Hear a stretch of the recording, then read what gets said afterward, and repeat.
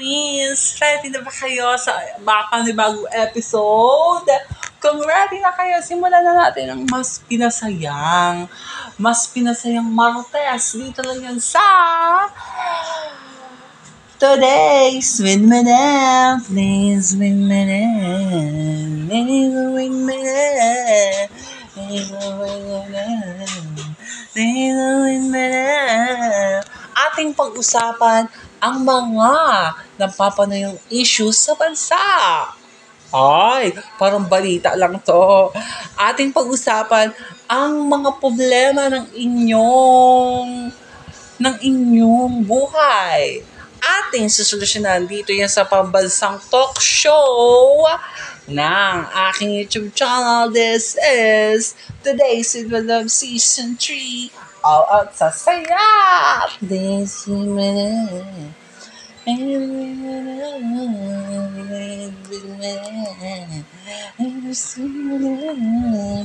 New episode tayo ng kulitan at saya. Kasama kayo mga madlang queens. Diba? Ngayong hapon pag-uusapan natin sa special topic. Makakasama natin si Meme Vice Ganda. Hindi siya. Si Meme ba makausap natin?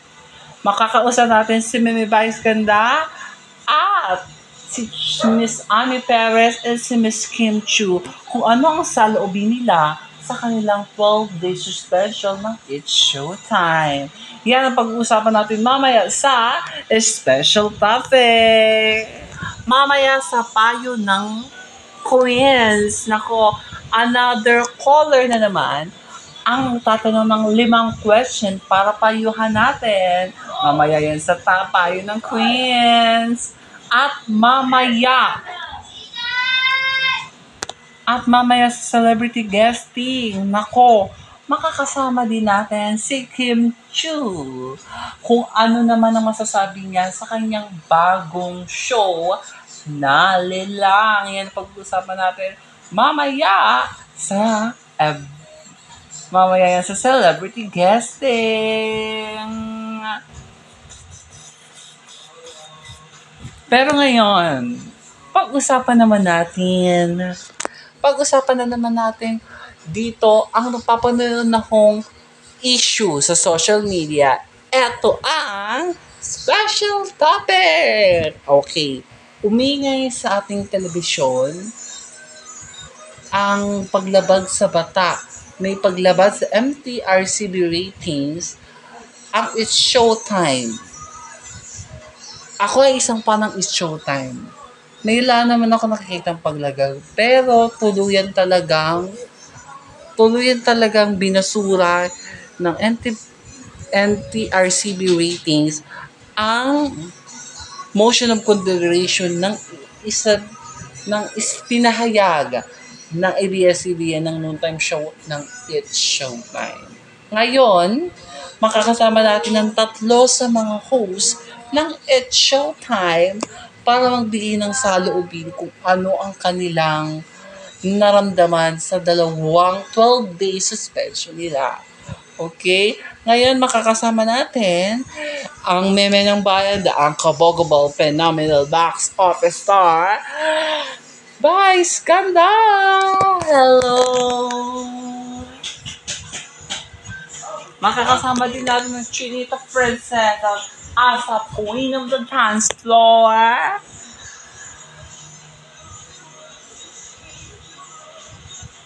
Kim Chill! At makakasama din natin ng legend sa pag-hosting. Let's give it up for Chang Ami Perez! Hello!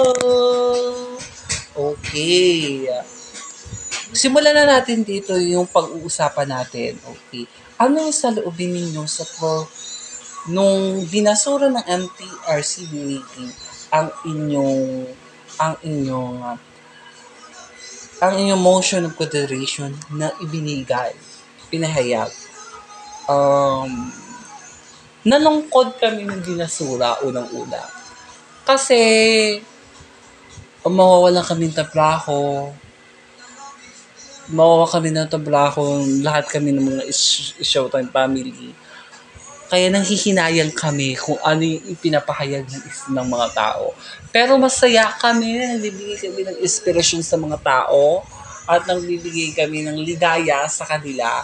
At yun naman ay wala akong galit dahil sa akin naman nagsimula ang lahat.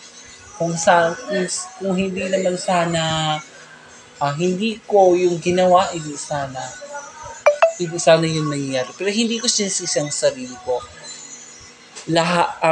Naapektuhan na din ng pamilya ko sa It's Showtime family na ginawa ko, nanghingi ako sa kanilang tawad. Kasalanan ko yun. Pero kailangan ko tanggapin dahil yun ay yung para sa sarili. Yun lang po. Maraming salamat. Okay, Kim? Nung pinahayag sa amin talaga, nalungkot kami unang-una. Pero mananatili pa rin yung saya namin. Yung 12 days na suspension namin, ibibigay lang namin sa pagpapahinga. Habang yung kapalit namin na variety game show, yung kapalit namin ay nagbibigay pa rin ng saya sa ating mga kapamilya, kapuso at AATC. Nagbibigay pa rin kami ng joy at fun sa inyong lahat. Siyang Ami Perez! Sa akin naman, ganun din yung sasabihin ko. Kasi nung nalaman namin yung balita na yun, nagulat ako. Hindi kami nawawala ng pag-asa na tuluyan mawala ang show. Kasi noon time show siya. Kaya ang noon time show, yun ay nagiging habit ng mga tao. Kaya hindi yung pwedeng mawala para sa akin. Ayan, maraming salamat sa inyong pagsagot. Pero, ito ang last question. Okay? Sa inyong pagbabalik sa October 28, ano ang inyong hinihandang sorpresa sa ating Madlang People? Naku, abangan ninyo Madlang People sa aming pagbabalik sa October 28. Makakasama nyo kami sa isang saya at ligaya. Abangan nyo po yan. May biggest pasabog kami. Abangan ang mga bagong segment na hinanda namin. At may bagong abangan.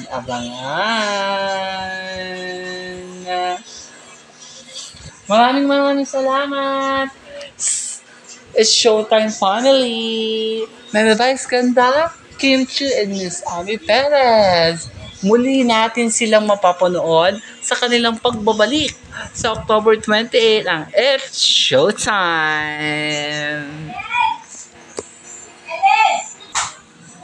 Maraming salamat sa pag-guest dito sa special topic. Maraming salamat din. Natungayan natin ang mga issue sa social media. Ito ang special topics. Wag kayo alis. Susunod na ang payo ng Queens. Queen Madam Magdalene, maraming salamat. Maraming salamat, Queen Madam Lucy. Ngayon, pag-usapan naman natin ang mga problema ng sangbayanang Pilipino. Ito ang payo ng Queens. Okay, meron tayo ulit one caller na magbibigay ng 5 question na ating mga sasagutin. Okay? Ating sasagutin yung mga 5 question niya nang galing sa ng kanyang mga problema sa buhay. Okay? Nasa screen nyo na po ang mga tatawagan ninyo. Kaya naman po, tawag na. Ayan na. May tumatawag na. Okay. Hello po. Sino sila? Ako po si Geraldine. Okay. Ano ang problema mo muna? Sa boyfriend ko po. Okay, sa boyfriend mo.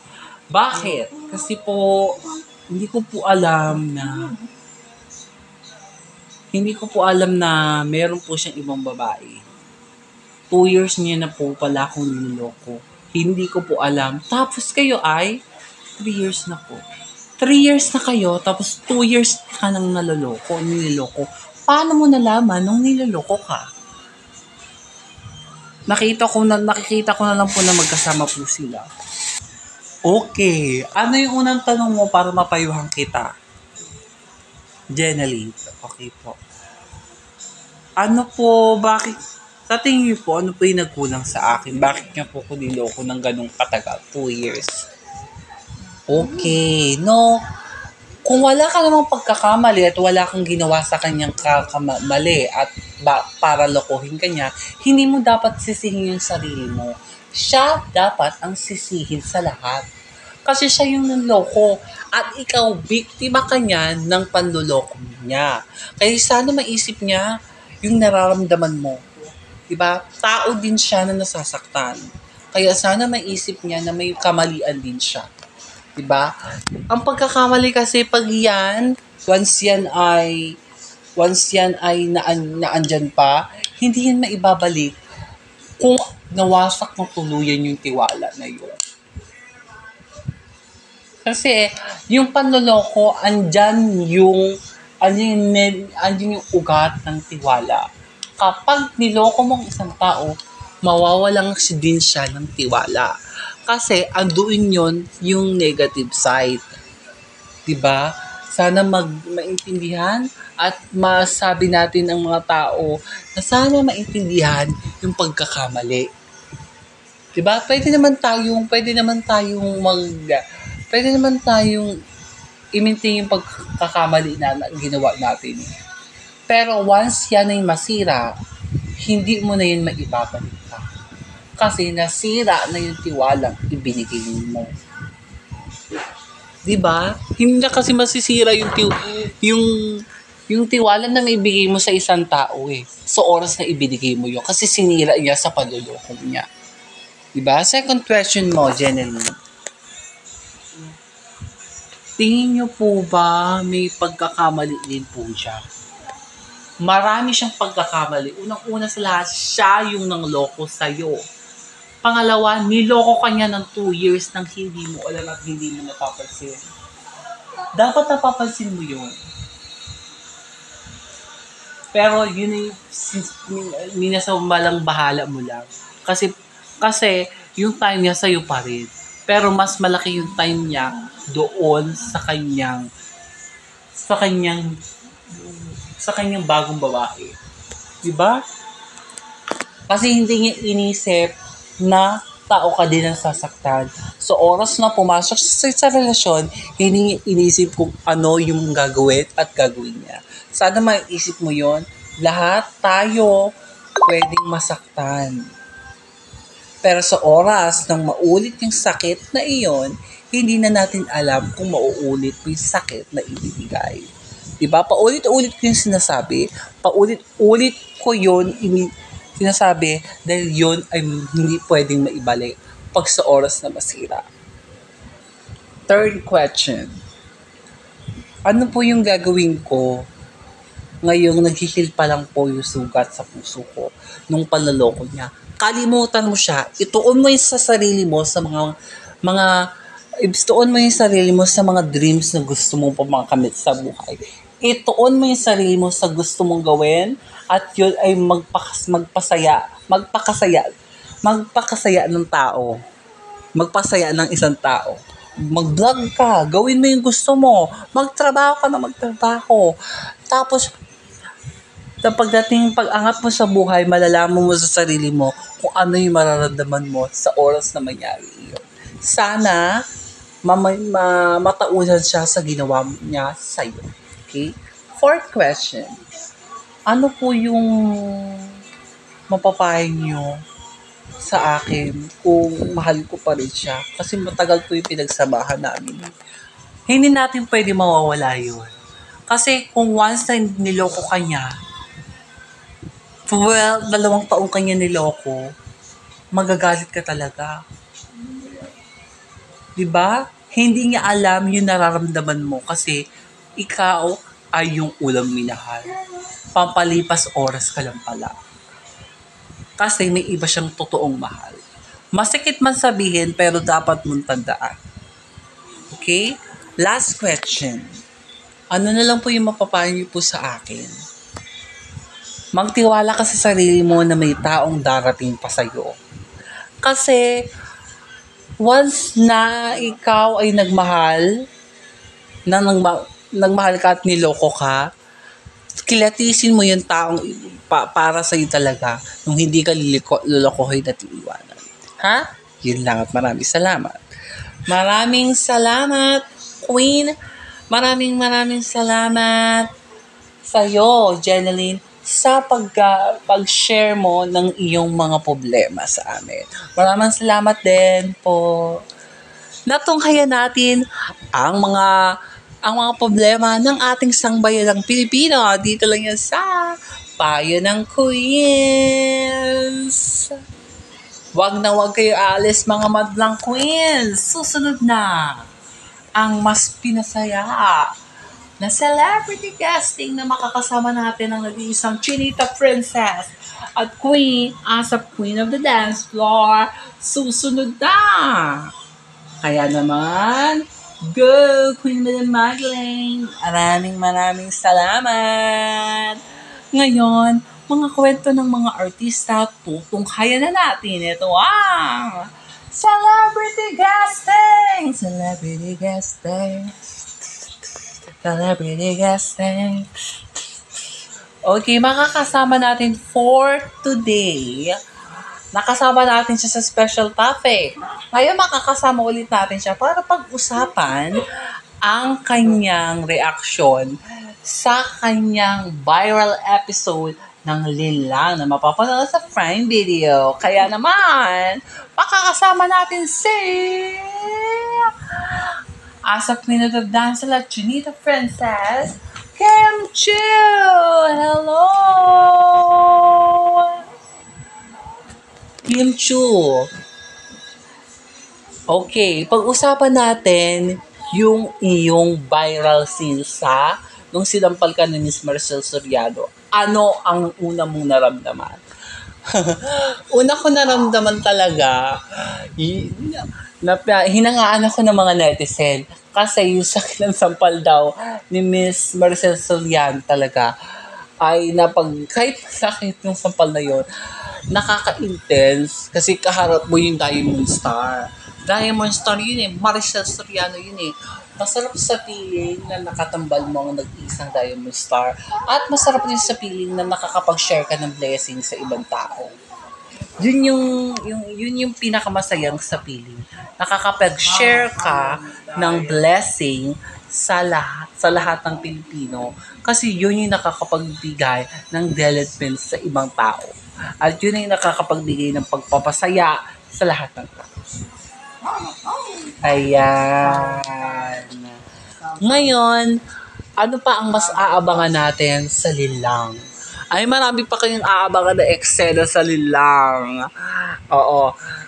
Meron pa kayo aabangan kay Juliana kung ano ang biggest pasabog niya.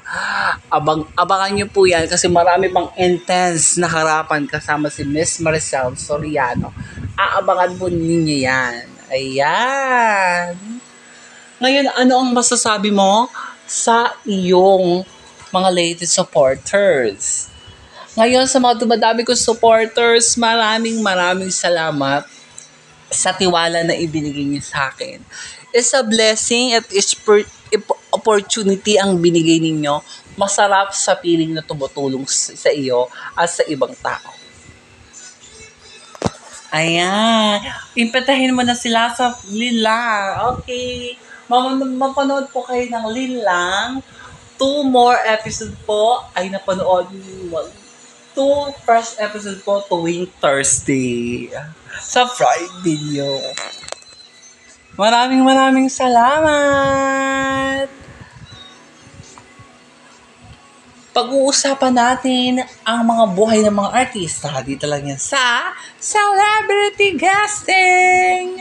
Maraming salamat mga madlang queens! Mga madlang queens, tumutok na. Susunod na Last Story Bus present the Magic Drawing. Susunod na yan. Dito lang yan sa susunod na yan kasi pagkatapos natin is today the Story Bus the Magic Drawing. 2 o'clock. Isang oras na naman ang pagsasamahan natin dito sa pinakamasayang talk show, sa pambansang talk show ng bansa. Ito ang Today, Sweet Mede.